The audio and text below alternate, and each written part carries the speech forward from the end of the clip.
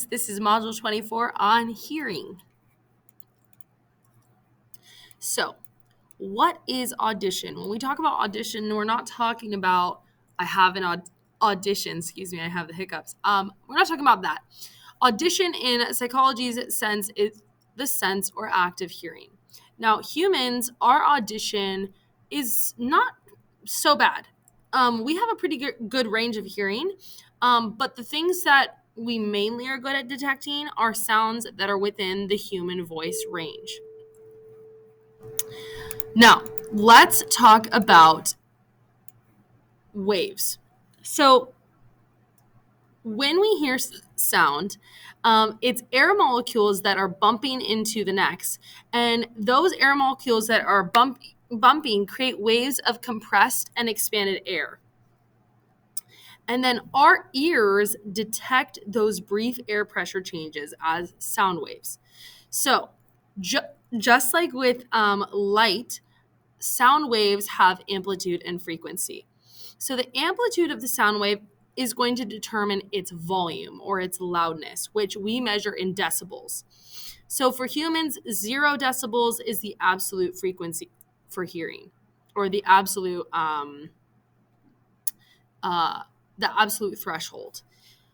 Now, in sounds, every 10 decibels isn't just 10 individual units larger, it's 10 times larger in sound intensity. So from 0 to 10 is 10 times the intensity of volume.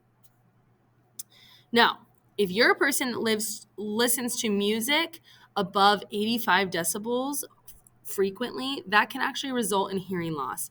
And 85 decibels is about loud enough to where you wouldn't be able to hear someone talking. You can't talk over that level. Normal conversation is about 60 decibels, and a whisper is about 20. So the amplitude determines, again, the volume. The frequency determines the pitch. So if it's a high frequency, meaning there's a short wavelength, this is going to be a high pitch sound. If it's low frequency, this is going to be a low pitch sound. Okay, then we have the sections of the ear. So the ear is divided into outer, middle, and inner sections.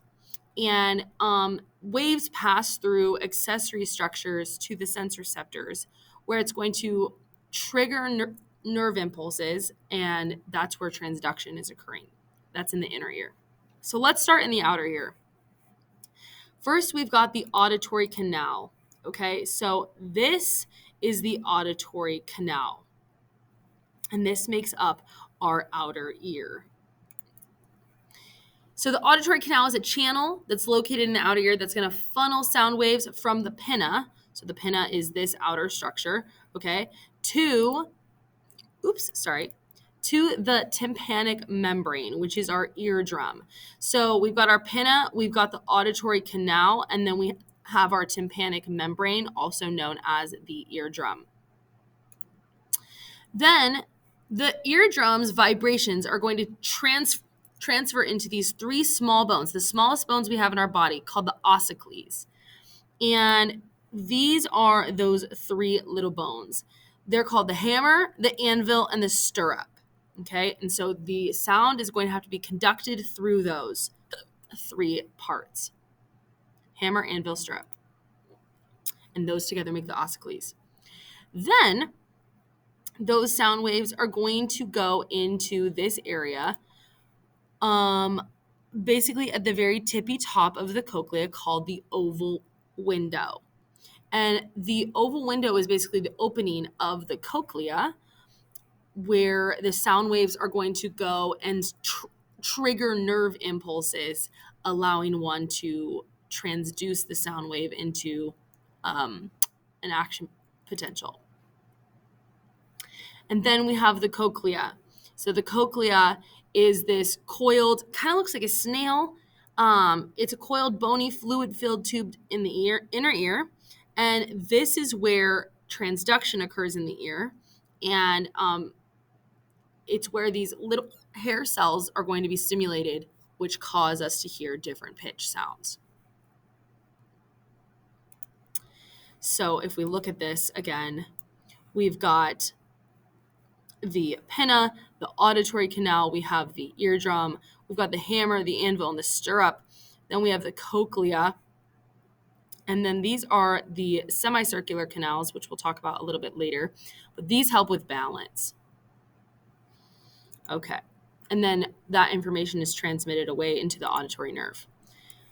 Okay, so the structures are going to transmit the sound, these accessory structures like the hammer, the anvil, and the stirrup.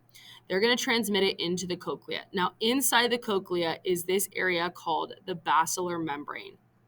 It's in the cochlea, and inside of the basilar membrane are these little hairs called stereocilia.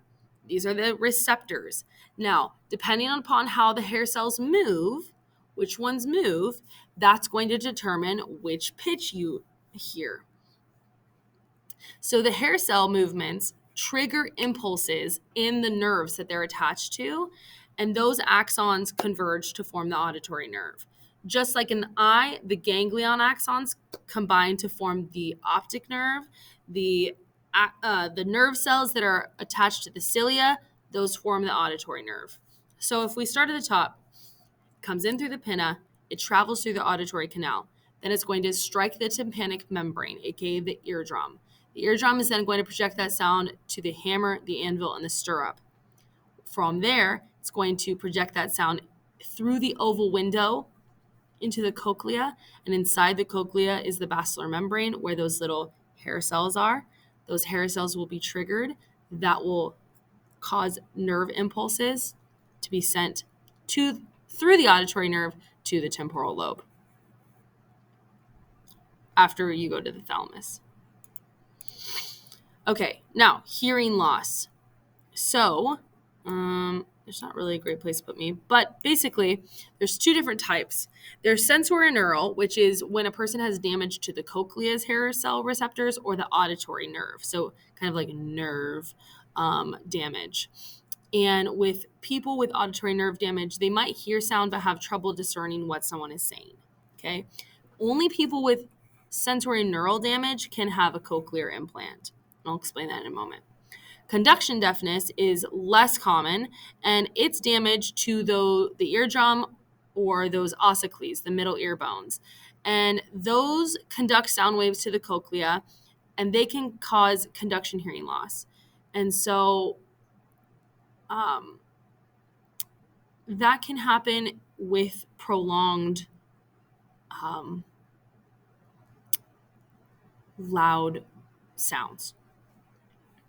So if you look at this, you can kind of see the different decibels of different types of sounds.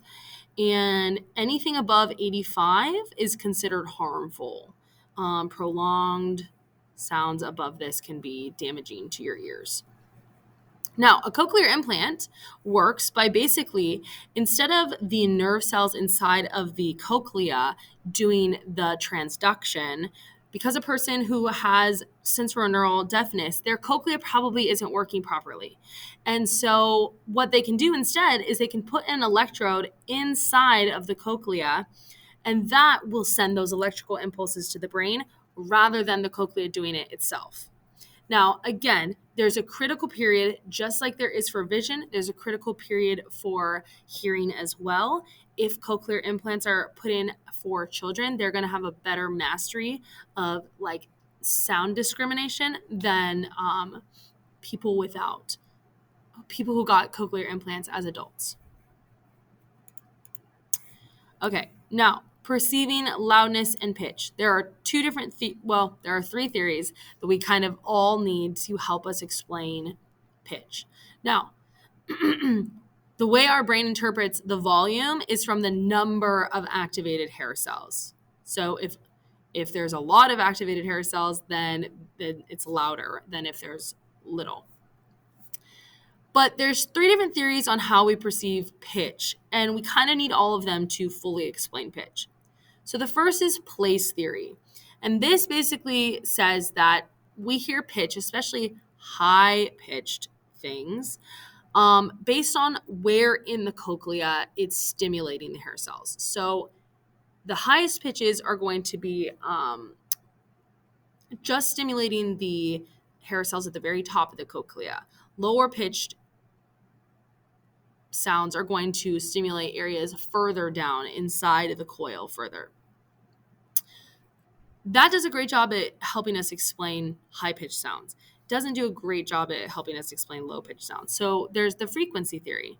Frequency theory says that our brain reads pitch by looking at the frequency of neural impulses traveling up the auditory nerve.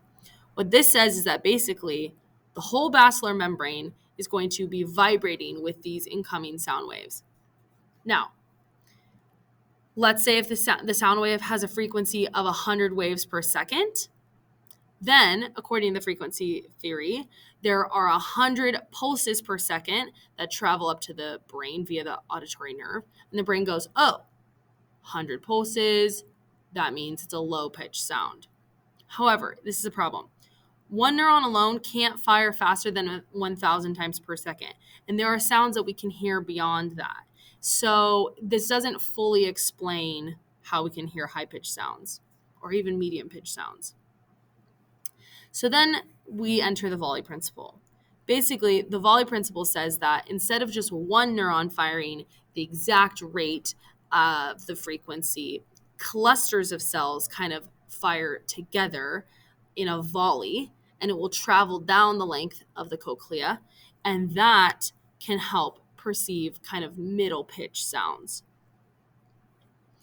And so in firing in rapid succession, these groups of cells, they can achieve a combined frequency above 1,000 waves per second. So basically, for high-pitched sounds, place theory helps to explain those best. For low and medium-pitched sounds, frequency and volley theory.